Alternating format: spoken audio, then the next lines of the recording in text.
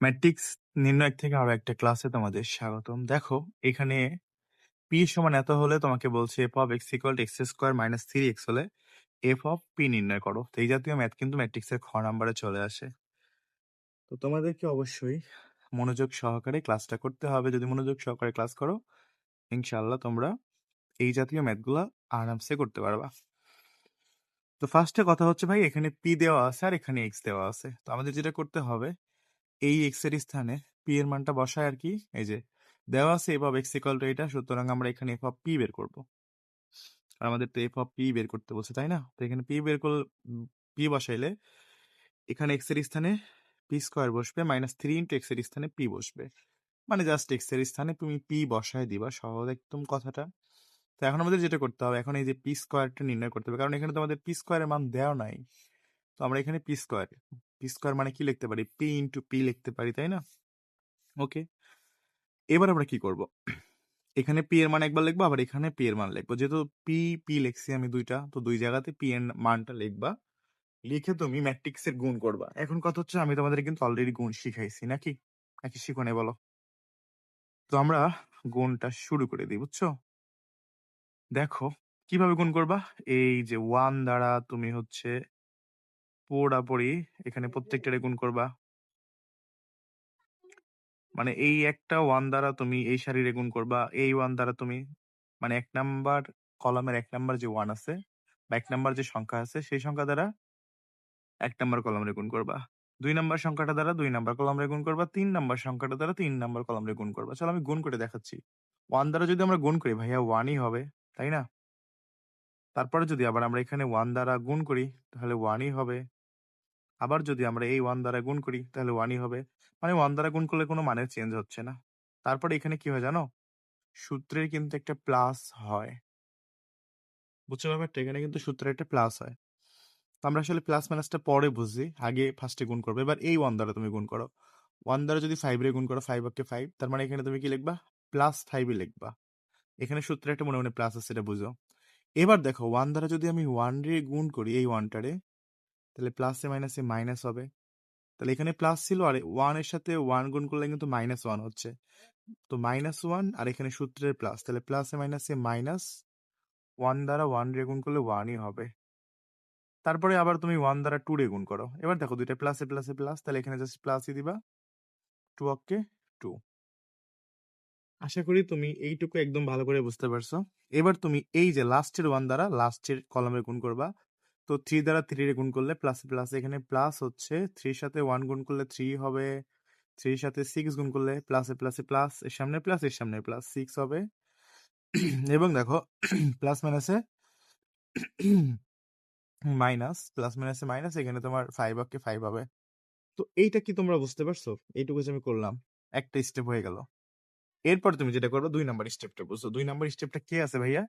Five আছে। তাহলে এবার তুমি যেটা করবা, ফাইভ দ্বারা এক নাম্বারে গুণ করো। তাহলে ফাইভ দ্বারা যদি গুণ করো প্রত্যেকটা ফাইভ হবে, five okay five, five okay five, five okay five হবে। এবার মাইনাস ওয়ান দ্বারা গুণ করো, মাইনাস ওয়ান দ্বারা ফাইভ রে গুণ করলে এই যে প্লাসে মাইনাসে কি হচ্ছে? মাইনাস হচ্ছে, ফাইভ ওকে ফাইভ। তারপরে মাইনাস মাইনাসে কি হচ্ছে? প্লাস, ওয়ানের সাথে ওয়ান গুণ করলে ওয়ানই হচ্ছে। ওকে, এবার তুমি ওয়ান দ্বারা হচ্ছে এই টু রে গুণ করবা, প্লাস মাইনাসে মাইনাস, এর সামনে মাইনাস আর টু এর সামনে প্লাস, প্লাস মাইনাসে মাইনাস, এখানে টু ওকে টু হচ্ছে। ব্যাপারটা আশা করি তোমরা বুঝে গেছো ক্লিয়ার ভাবে। এবং ফাইনাল আমাদের দেখো ওয়ান দ্বারা করার শেষ, এবার টু দ্বারা, এই টু দ্বারা আমরা এই সবগুলোকে গুণ করব। এর সামনে প্লাস এর সামনে প্লাস, তাহলে প্লাসে প্লাসে প্লাস, তিন দুগুণ ছয়, প্লাসে প্লাসে প্লাস, ছয় দুগুণ 12, প্লাসে মাইনাসে মাইনাস, পাঁচ দুগুণ 10। বুঝতে পারছো ব্যাপারটা? আশা করি ক্লিয়ার হয়ে গেছে। এবার থার্ড যেটা বাকি আছে, থার্ডটা করা লাগবে। মানে আমরা এবার এই তিন নাম্বার কলাম দ্বারা পুরোটাকে গুণ করবো। তাহলে তিন নাম্বার কলাম দ্বারা ফার্স্টে তুমি ওয়ান, এই থ্রি দ্বারা ওয়ান রে গুণ করো, তাহলে তিনটাই কিন্তু থ্রি হবে, কারণ ওয়ান এর সাথে গুণ করলে কোনো চেঞ্জ হয় না। এবার সিক্স দ্বারা করো, সিক্স এর সামনে প্লাস, ফাইভ এর সামনে প্লাস, তাহলে এখানে প্লাস হবে। তো সিক্স দ্বারা যদি তুমি ফাইভ রে গুণ করো, পাঁচ কত হবে? 30 হবে। সিক্স দ্বারা যদি ওয়ান রে করো, প্লাসে মাইনাসে মাইনাস, সিক্স ওকে সিক্স হবে। সিক্স দ্বারা যদি তুমি টু রে করো, এর সামনে প্লাস, এর সামনে প্লাস। তাহলে ৬ দুগুণে কত হবে? ১২ প্লাস, প্লাসে প্লাস। এবার -৫ দ্বারা শুরু করবা। তাহলে দেখো এবার ৩ এর সাথে করতে হবে, বুঝতেই পারতেছো? প্লাস মাইনাসে মাইনাস, ৩ ৫ ১৫, প্লাস মাইনাসে মাইনাস, ৫ ছক ৩০, মাইনাস মাইনাসে প্লাস, ৫ ৫ ২৫। সব মিলে আমাদের এই যে যোগ করা শেষ। তো আশা করি তোমরা এই যে সিস্টেমটা এটা বুঝতে পারছো। আগেও কিন্তু তোমাদের আমি গুণের ক্লাসগুলো করাইছি কিনা বলো? তো ভাই এখন তুমি নর্মাল ভাবে যোগ বিয়োগ করে দিবে যে ১ ৫ ৩ যোগ করলে কত হবে? ৫ ৩ ৮ একে ৯। মানে এই যে এইটা যোগ বিয়োগ করে দিলে তোমার দেখো ৬, ৬ থেকে ১ বাদ দিলে হচ্ছে ৫। আবার একে মানে ৬ হচ্ছে। আবার এখানে তুমি যোগ করলে কত হচ্ছে? -২ হচ্ছে। আবার এই ৩ টা যোগ বিয়োগ করে তুমি ২ নাম্বার সারিতে কলামে লিখবা। আবার এই ৩ টা যোগ বিয়োগ করে এটা সবগুলো যোগ বিয়োগ করে এখানে লিখবা। মানে এই যে এইগুলো যোগ করে আমি এখানে লিখছি। এই ৩ টা যোগ করে এখানে লিখছি। এই ৩ টা যোগ বিয়োগ করে এখানে লিখছি। তাহলে এই ৩ টা যোগ বিয়োগ করে ২ নাম্বার কলামে লিখবা। এটা যোগ বিয়োগ করে এখানে লিখবা, এটা যোগ বিয়োগ করে এখানে লিখবা। আমি তো অলরেডি যোগ বিয়োগ করছি, তোমরা ক্যালকুলেটর ইউজ করে করবা যেন প্লাস মাইনাস ভুল না হয়। এটা যোগ করে এখানে লিখবা, এটা যোগ করে এখানে লিখবা, এটা যোগ করে এখানে লিখবা। মানে গুণ তো তোমাদের আগে থেকে ক্লিয়ার, তাই না? যদি এটুকু না বুঝো আমাকে বইলো। কষ্ট কইরা বইলো যে স্যার বুঝি নাই ব্যাপারটা। ওকে। এখন আমাদের মূল টার্গেট যেটা সেটা করব।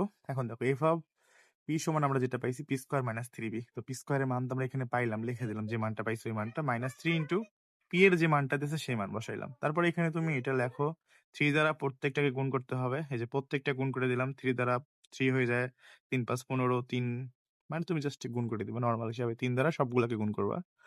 এরপর এখন তোমাকে বিয়োগ করতে হবে। ৯ এর সাথে ৩ বিয়োগ করতে হবে। তুমি একবারে অ্যান্সার করতে পারো বা ভেঙেও লিখতে পারো। এই যে ৯ এর সাথে ৩ বিয়োগ করবা, লিখছি ৯ - ৩। ৬ এর সাথে ৩ বিয়োগ, ৬ - ৩। আবার -২ এর সাথে -৩ বিয়োগ। এই যে এই মাইনাসের জন্য কিন্তু মাইনাস হয়ে গেল। এরপরে ফলো করো। 6 এর সঙ্গে ১৫ বিয়োগ করতে হবে। লিখছি 6 - ১৫। ১৮ এর সঙ্গে -3। তো ভাই এই যে মাইনাস মাইনাসে কি হয় বলো তো? এখানে একটা মাইনাস আছে, মাইনাস মাইনাসে প্লাস। এখন ১৮ এর পরে কিন্তু -3 দিব না। কারণ ১৮ এই যে মাইনাস মাইনাসে +3 হয়ে গেছে। তারপরে -7 আর এখানে তো -6 হবে। সেম ভাবে ১৮ এর সাথে তুমি ৯ বিয়োগ করো। ১৮ - ৯ ৩৩ - ১৮ ৪০ -15 এই মাইনাস আর এই মাইনাসে +15। তো সব মিলে এখন তুমি এইগুলা যোগ বিয়োগ করবা। করে এখানে নামাবা। এই ৩ টা যোগ বিয়োগ করে এখানে নামাবা। এই ৩ টা যোগ বিয়োগ করে এখানে নামাবা। যোগ বিয়োগ তো তুমি করতে পারো আশা করি। এটাই হচ্ছে আমাদের ফাইনালি অ্যান্সার। আশা করি বুঝে গেছে এই টাইপের ম্যাথ গুলা পারবা। আর যদি না বুঝো সেটাও বইলো।